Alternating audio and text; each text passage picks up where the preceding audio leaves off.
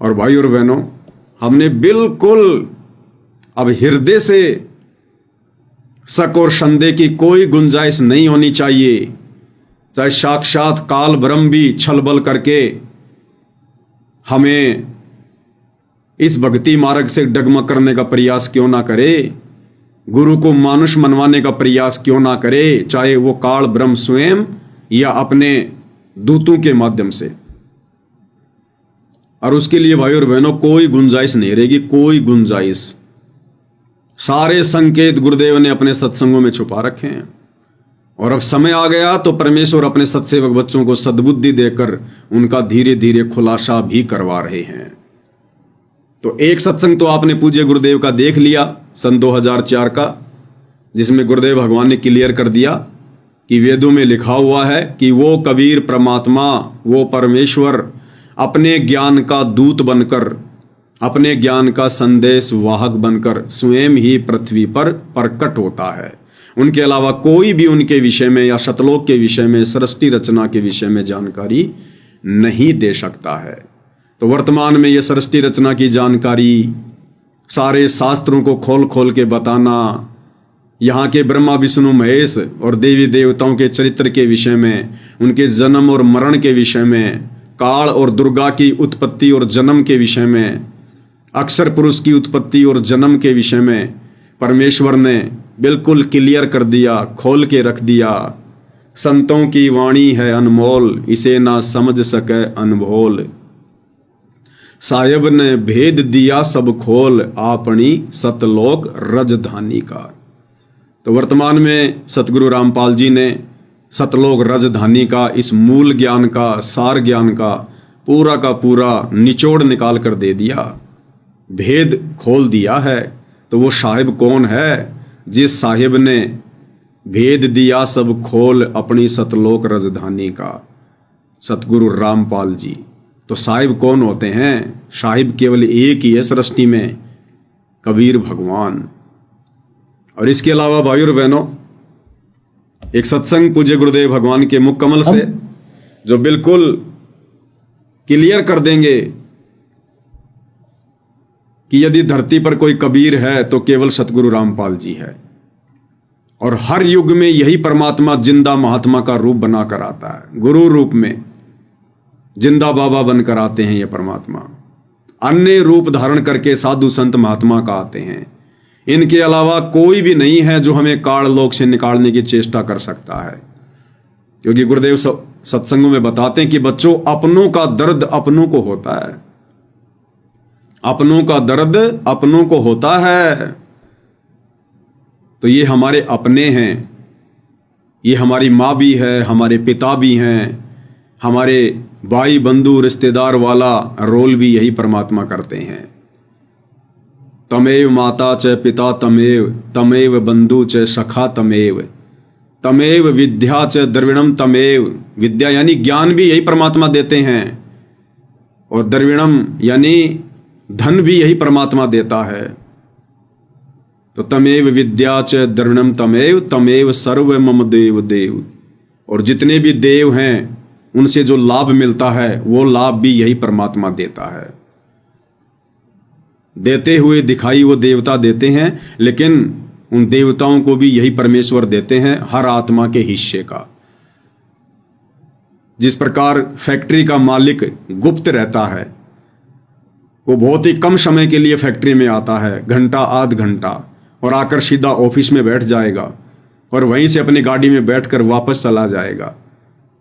और जब मजदूरों को सैलरी देनी होती है तो वहां का मैनेजर सबको सैलरी बांटता है। वो मैनेजर अपनी जेब से नहीं देता किसी को 1 रुपया भी, वो तो खुद सैलरी पे काम करता है। वो मालिक उसको देकर जाता है और वो मैनेजर बांटता है।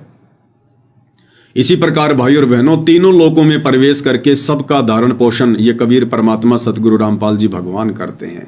लेकिन इन्होंने ब्रह्मा विष्णु महेश के माध्यम से एक सिस्टम बना रखा है, उस सिस्टम के माध्यम से ये अपना सारा कार्य करते हैं। तो यदि भाई और बहनों हमारी डायरेक्ट उस कबीर भगवान से अप्रोच हो जाए, यदि हम उनसे घुल मिल जाएं, हमारी उनसे दोस्ती हो जाए, तो कैसा हो? और वो उसी समय संभव होगी जब हम इनके विश्वास को जीतें, जब हम इनके विश्वास को जीत लें। और विश्वास को जीतने के लिए भाई और बहनों, हमने इनको हृदय से परमेश्वर मानना पड़ेगा, कबीर भगवान मानना पड़ेगा।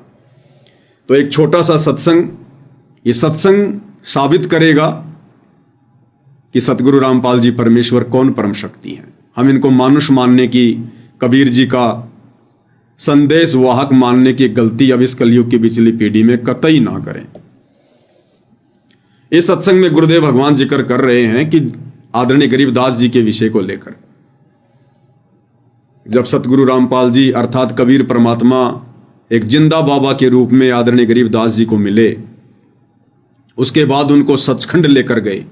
रास्ते में उनको ब्रह्मा विष्णु महेश के लोक दिखाए, धर्मराय के पास लेकर गए, जो धर्मराज सबका अकाउंट करता, हिसाब किताब रखता है, ब्रह्मा विष्णु महेश का भी।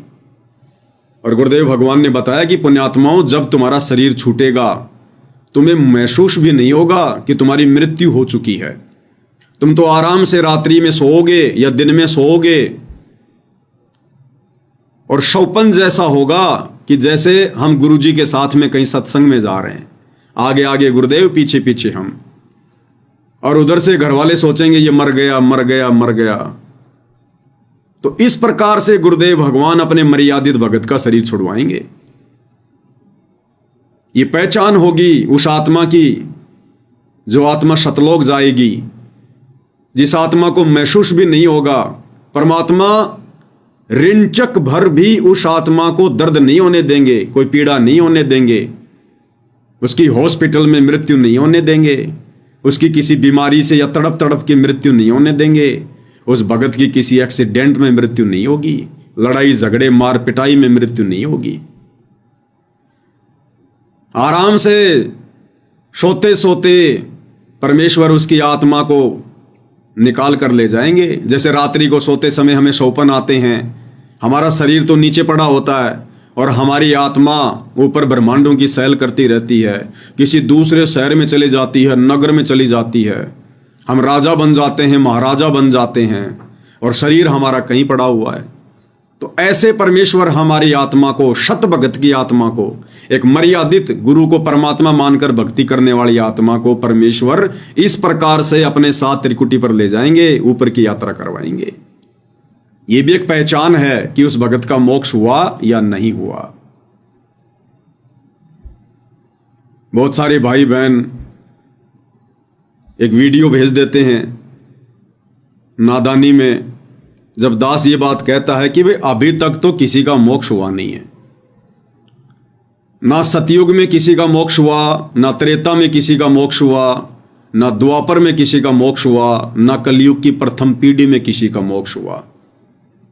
कलयुग की प्रथम पीढ़ी के विषय में तो गुरुदेव ने बिल्कुल क्लियर ही कर रखा कि 64 के 64 लाख फैल हो गए, और ना ही सन 1994 से, और आज कितनी तारीख है भाई और बहनों देख लो, आज 19 सितंबर है या 20 सितंबर है 2025, आज की डेट तक भी सतयुग से लेकर आज 19 या 20 सितंबर 2025 तक भी किसी का मोक्ष नहीं हुआ है, क्योंकि अभी तक गुरुदेव भगवान ने उस सार शब्द की किसी आत्मा के ऊपर दया बख्शी नहीं है।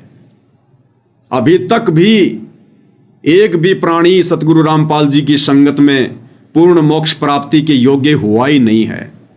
योग्य करने के लिए तो साध संगतियां गुरुदेव भगवान ने शुरू करवाई हैं, ये ट्रेनिंग सेंटर हैं। अब आत्माएं निकलेंगी अपने गुरु को पहचान कर, सतलोक की अपने हृदय में वो तड़प बनाकर, वो कशक बनाकर।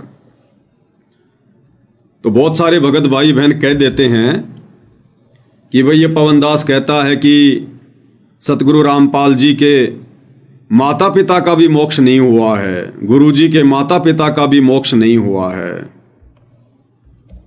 भाई बिल्कुल नहीं हुआ है।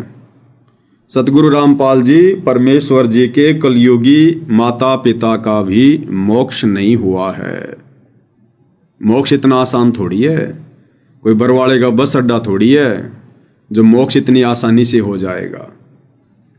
बहुत सारे भाई दास को एक वीडियो भेजते हैं विशेष संदेश वाला, जिसमें गुरुदेव भगवान कहते हैं कि माँ तो चिंता ना कर, अब की बार तेरे को ठेठ शतलोक छोड़ के आऊंगा, चिंता ना कर, विमान में बैठ कर लेकर जाऊंगा। भाई और बहनों, ये तो परमेश्वर की अपनी मौज है, वो विमान में ले जाएंगे या किस चीज में बैठा कर ले जाएंगे। लेकिन जहां बात आती है मोक्ष की, तो भाई मोक्ष अभी तक सतगुरु रामपाल जी परमेश्वर जी के मुंह बोले माता पिता का नहीं हुआ है, क्योंकि उन्होंने हृदय से और ज्ञान को आधार बनाकर कभी भी परमपिता परमेश्वर सतगुरु रामपाल जी भगवान को भगवान की दृष्टि से देखा ही नहीं। वो दोनों आत्माएं अंत तक उन्हें अपना बेटा ही मानती रही, अपने से उत्पन्न संतान ही मानती रही। और भाई और बहनों, मैं अपनी तरफ से कुछ नहीं कहता, दास जो भी बोलता है गुरुदेव के आशीर्वाद से उसके प्रमाण देता है, सतगुरु के मुख कमल से। अब साफ साफ नहीं कहेंगे गुरुदेव, साफ तो अपने बारे में नहीं कह रहे कि भाई मैं कबीर भगवान हूं। स्वयं कबीर होते हुए भी अपने विषय में ही परमात्मा नहीं कहते, तो बाकी संकेत भैया इतने खुले खुले कैसे दे देंगे। तो उन बातों को समझने के लिए गुरुदेव ने तत्व ज्ञान दिया है और अपने सत्संगों में समय समय पर संकेत कर दिया है। तो दास आपको क्यों कह रहा है ये बात, गुरुदेव के मुख कमल से आपको सुनाता हूं। ये सत्संग है और ये सत्संग 2014 का है। कब का है? 2014। और 2014 तक भी सतगुरु रामपाल जी परमेश्वर जी के माता पिता, उनके मुंह बोले माता पिता, उनकी मुंह बोली माता इंद्रोमाई और उनके मुंह बोले पिता भगत नंदराम, उन्होंने कभी भी अपने गुरु की पूजा नहीं की। कभी भी उन्होंने अपने गुरु की पूजा नहीं की। भले उन्होंने नाम उपदेश ले रखा था, दीक्षा ले रखी थी, आश्रम में भी रहते थे, गुरु जी को परमात्मा परमात्मा भी कहते थे, लेकिन कभी भी उन्होंने हृदय से अपने गुरुदेव की पूजा नहीं की। कभी माना ही नहीं उनको परमात्मा, उनको भगवान। इसलिए सन 2014 के इस सत्संग में गुरुदेव भगवान ने अपनी माता जी के विषय में बिल्कुल क्लियर कर दिया कि मेरी माता जी तो नेकी राम की पुजारी है, नेकी राम की।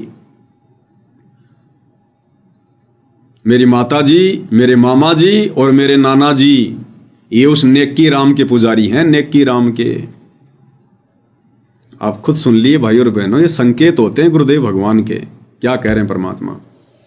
सिद्धि हो पवन स्वरूपी, एक सिद्धि हो वह अनुरूपी, एक सिद्धि निस्वा सिर जागे, एक सिद्धि सेवक हो आगे। अब देखो, एक सिद्धि निस्वा सिर जागे, दिन रात जागे। यह सिद्धि होगी, दिन रात उसको नींद नहीं आती, बैठा रहता है। आदरणीय गीसा दास साहिब जी, गांव खेखड़ा, जिला बागपत हो गया, पहले मेरठ था। उनके एक शिष्य हुए नेकी राम जी, जो नारी वाले बोले जाते, नारी गांव के थे, वह जाट थे।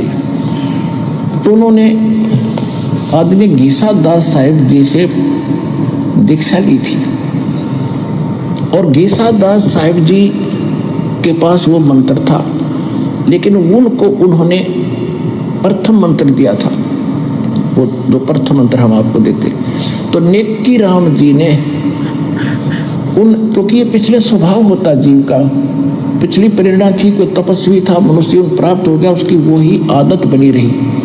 तो उसने वो नाम नोम छोड़ के और अपनी हठ योग से साधना शुरू कर दी, जिससे उसमें उस प्रथम मंत्र का कुछ ज़्यादा जाप करने से उसमें एक सिद्धि आ गई। कौन सी सिद्धि आ गई? दिन रात वो सोए नहीं। मेरे एक गांव है यहाँ, गांव जिला सोनीपत, गोहाना से और सोनीपत रोड पर खेड़ी दमकन गांव है। वहाँ मेरे मामा जी का गांव है। दास वहाँ जाता था और हमारी जो माता जी और मेरे मामा जी, नाना जी, वो सारे उस नेकी राम के पुजारी हैं। तो उनकी स्थापना। ध्यान से सुन लेना, एक बार फिर से रिपीट कर देता हूं। और ये कमेंट्स में एक ये सुशीला बहन है हमारी, सुशीला दोमर, शायद सतलोक आश्रमों से जुड़ी है। इस बात को सुनकर कि सतगुरु रामपाल जी के माता पिता का भी मोक्ष नहीं हुआ, वो भी सतलोक नहीं गए, ये बहन कमेंट्स में लिख रही है कुछ भी। बहन क्या लिख रही है? कुछ भी। यानी पवन दास तो कुछ भी बोल देता है। भाई मैं पवन दास कुछ भी नहीं बोलता, मैं वो बोलता हूं जो सतगुरु रामपाल जी बुलवाते हैं और जो उन्होंने अपने सत्संगों में बोल रखा है। ये परमात्मा है, अंतर्यामी है।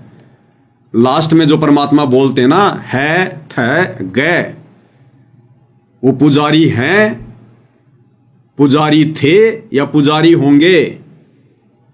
समय को उत्पन्न करने वाले ये कबीर भगवान हैं। इनके एक एक शब्द में, एक एक शब्द की मात्रा में आप और हमें लग सकता है कि परमात्मा कहीं गलती से ना बोल गए हों। ये गलतियां नहीं होती हैं, परमेश्वर के एक एक शब्द में गूढ़ रहस्य होते हैं। दोबारा से रिपीट कर दो इस बात को, ध्यान से सुन लेना। गुरुदेव क्या कह रहे हैं उस नेकी राम का जिक्र करते हुए? गुरुदेव कह रहे हैं मेरी माता जी, मेरे मामा जी और मेरे नाना जी उस नेकी राम के पुजारी हैं, पुजारी। ये 2014 में गुरुदेव अपने सत्संग में अपने मुख कमल से बोल रहे हैं। जबकि नाम दीक्षा तो गुरुदेव की माता जी ने गुरुदेव से 10, 15, 20 वर्ष पहले से ले रखी है, लेकिन हृदय से कभी उनको परमात्मा नहीं माना, भगवान नहीं माना, केवल अपना बेटा ही माना, अपना बेटा ही। तो क्या कह रहे हैं गुरुदेव भगवान, उस नेकी राम के पुजारी कौन कौन हैं? आदि का गांव है, दास वहां जाता था और हमारी जो माता जी और मेरे मामा जी, नाना जी, वो सारे उस नेकी राम के पुजारी हैं, पुजारी हैं। तो उनकी स्थापना का दास को पता हुआ। अब याद आई वो बातें जब शुरू में सुना करते हम। तो भाई और बहनों, ये संकेत ही मिलेंगे, खुल के नहीं कहेंगे गुरुदेव भगवान कि मेरी माता जी मुझे भगवान नहीं मानती और नेकी राम को ही मानती है। यहां संकेत कर गए अंतर्यामी भगवान है। शब्द सैन सतगुरु की पहचान है, पावे अटल सुहाग रे। तो क्लियर कर दिया गुरुदेव ने कि मेरी माता जी, मेरे मामा जी और मेरे नाना जी सारे के सारे उस नेकी राम के पुजारी हैं, नेकी राम के पुजारी। एक बार फिर से सुन लो, मन में कहीं कोई दोष आ जाए तो। एक गांव है यहाँ, गांव जिला सोनीपत, गोहाना से और सोनीपत रोड पर खेड़ी दमकन गांव है। वहाँ मेरे मामा जी का गांव है। दास वहाँ जाता था और हमारी जो माता जी और मेरे मामा जी, नाना जी, वो सारे उस नेकी राम के पुजारी हैं। तो उनकी स्थापना का दास को पता हुआ। अब याद आई वो बातें जब शुरू में सुना करते हम। तो भाई और बहनों, पूज्य गुरुदेव भगवान की मुंह बोली माता जी ने गुरुदेव से उपदेश तो ले रखा था 20-25 वर्षों से, और 2014 में गुरुदेव भगवान उनकी हकीकत बता रहे हैं कि वो तो नेकी राम के पुजारी हैं। हृदय से वो आज भी नेकी राम को ही मानते हैं। तो बताओ कैसे मोक्ष हो जाएगा? और दूसरी बात, कोई भी भगत, कोई भी शिष्य, कोई भी व्यक्ति गुरु का बाप बन के पार हो जाएगा क्या? गुरु की मां बन के पार हो जाएगी क्या? अरे गुरु जो सबकी मां है। हम नित्य नियम में पढ़ते हैं जगदम्बा जगदीशम मंगल रूप मुरारी। जगदम्बा का क्या अर्थ किया गुरुदेव ने? जगदम्बा जगत प्लस अम्मा, सारे संसार की अम्मा। अब जगदम्बा ये दुर्गा नहीं है, दुर्गा केवल अपने अधीन आत्माओं की मां है।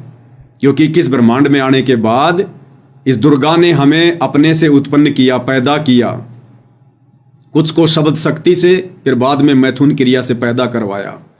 तो दुर्गा केवल उन्हीं लोगों की अम्मा है, उन्हीं लोगों की मां है, वो भी केवल 21 ब्रह्मांड में जो दुर्गा के नीचे हैं। जैसे ब्रह्मा विष्णु महेश तीनों देवता उसके पुत्र हैं। फिर ये 33 करोड़ देवी देवता, 9 नाथ 84 सिद्ध, और नीचे फिर हम 84 लाख योनियों के प्राणी, अन्य मनुष्य शरीरधारी प्राणी।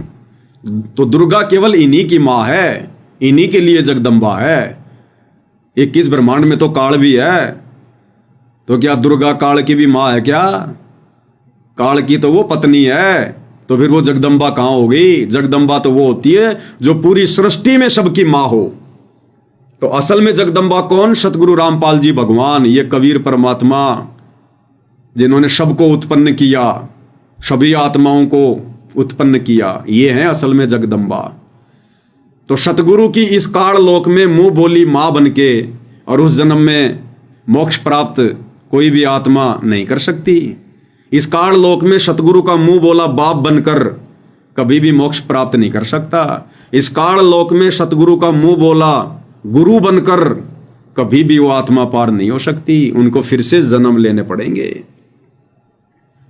और यहां तो गुरुदेव ने बिल्कुल क्लियर ही कर दिया कि मेरी माता जी, मेरे मामा जी और मेरे नाना जी ये उस नेकी राम के पुजारी हैं।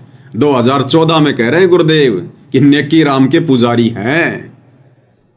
तो भाई और बहनों, जिसने 2014 तक और सतगुरु रामपाल जी को परमेश्वर मानकर उनकी पूजा नहीं की, फिर भला उनके हिसार जेल जाने के बाद कौन उसको भगवान मान लेगा, कौन उनको परमात्मा मान लेगा। हाँ, अगर वो आत्मा सात संगति से जुड़ी होती, सौभाग्य से अगर उसका सौभाग्य होता और वो इंद्रो देवी अगर साध संगति से जुड़ जाती ज्ञान को आधार बनाकर, और जो भक्ति क्रिया सत्सेवक भाई बहन करें, यदि वो सारी भक्ति क्रिया करती और फिर यदि उसका शरीर छूटता और वो भी उस विधि से जो विधि गुरुदेव ने बताई, बिल्कुल सोते सोते पता भी नहीं चलेगा, तब हम मानते कि हाँ वो आत्मा सतलोक गई होगी। जबकि सतगुरु रामपाल जी परमेश्वर जी की मुंह बोली माता जी का अंतिम समय, अंतिम जो उनका जो टाइम था वो हॉस्पिटल में गुजरा। हॉस्पिटल में वो बीमार थी, चाहे उनको बुखार हो चाहे कुछ भी हो, अंतिम समय में वो हॉस्पिटल में थी। तो भाई हॉस्पिटल में यदि किसी भगत का शरीर छूट रहा है, सतलोक जाने के सौपन लो, सौपन। जो विधि गुरुदेव ने बताई है, जो अभी आप सुनने वाले हैं गुरुदेव भगवान के मुख कमल से, कि आत्माओं आपको तो पता भी नहीं चलेगा, पता भी घर वाले सोचेंगे यो मर गया और तुम्हें परमात्मा ऐसे निकाल के ले जाएंगे। और जब तुम शरीर छोड़ोगे तो एज इट इज इस भक्ति की शक्ति से हमारा नया शरीर बन चुका होगा, और उस शरीर पर ऐसे ही कपड़े होंगे जो कपड़े पहनकर हम रात को सो रहे होंगे। जिस दिन हमारा शरीर छूटेगा उस दिन हमने जो भी वस्त्र पहन रखे होंगे वो वस्त्र एज इट इज उस दूसरे शरीर के ऊपर, सूक्ष्म शरीर के ऊपर जो सतगुरु की सत भक्ति से तैयार हो चुका होगा, एज इट इज वही कपड़े होंगे। शर्ट पैंट चौड़ा पजामा कुर्ता जो भी है माता बहनों का या भाइयों का, एज इट इज वही कपड़े होंगे उस शरीर पर। और उन्हीं कपड़ों में, उसी शरीर में, एज इट इज शरीर में, सूक्ष्म शरीर में, भक्ति युक्त शरीर में सतगुरु उस आत्मा को फिर धर्मराज के दरबार में लेके जाएंगे, उसका अकाउंट करवाएंगे, हिसाब किताब करवाएंगे। और आगे फिर गुरुदेव भगवान क्या बता रहे हैं, फिर अपने विषय में खुल के नहीं, संकेतों में। और संकेत समझाने के लिए गुरुदेव ने इस कुत्ते पे थोड़ी सी दया बख्श दी है, जो आप भाई बहनों को समझा देंगे। तो सर्वप्रथम सुनिए कि आत्मा का शरीर कैसे छूटेगा। सिद्धि हो पवन स्वरूपी, एक सिद्धि हो वह अनुरूपी। अब जैसे यहां आपको बुलाकर ये ज्ञान सुना के आपसे एक रिहर्सल कराई जाती है कि जैसे आप यहां गुरुजी के प्रति व्यवहार भाव रखते हो, तो यही आपका, जैसे यहां से चलोगे जब सौपन सा होगा आपको नहीं लगेगी हमारी मृत्यु होगी या हमें कोई परेशानी हुई या नहीं। आप तो आसानी से जाओगे, जैसे कहीं सत्संग में जा रहे हैं और यहाँ लोग समझे ये मर गया, शरीर छोड़ा है, तो एक जैसे सर्प कांचली छोड़ जाता ऊपर से, वह कैंचली छोड़ दिया आपने। ओरिजिनल बॉडी आपकी और न्यारी है, इसके अंदर सूक्ष्म शरीर, और उसके अंदर भक्ति प्रभाव से as it is ditto copy हो जाती है इसकी, एज इट इज। यही वस्त्र आप पर बने रहेंगे जो आप डेली पहना करते थे, और एज इट इज वो कॉपी हो जाएगी। ये जैसे सर्प की कांचली सर्प जैसी ही होती है।